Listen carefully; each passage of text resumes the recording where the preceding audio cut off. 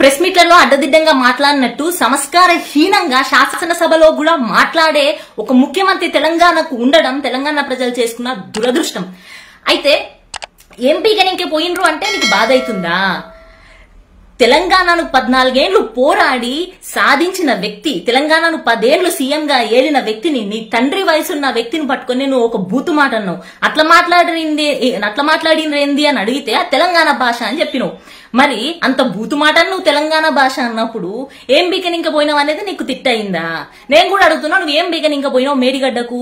నువ్వు అధికారంలో రాకముందుకు ఏం చెప్పినావు? 1,00,000 కోట్ల స్కాము, 1,50,000 కోట్ల స్కాము అని చెప్పి కాళేశ్వర అని చెప్పినావు.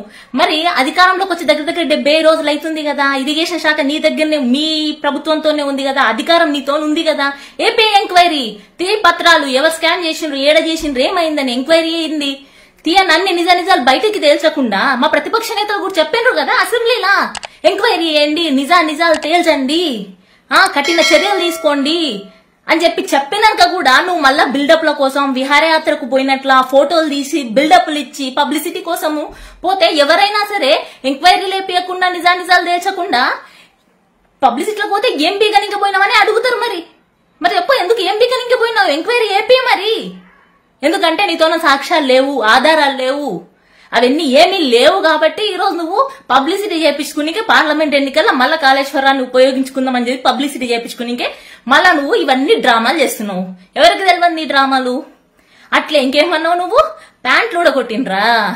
మరి 2014 నుంచి 2023 డిసెంబర్ వరకు ఇక తెలంగాణలో కాంగ్రెస్ ప్రతిపక్షంలో ఉంది. మరి మీ ప్యాంట్లు ఊడగొట్టినరా? మీరు ప్యాంట్లు లేకుండా తిరిగినరా ఇన్ని రోజులు తెలంగాణలో?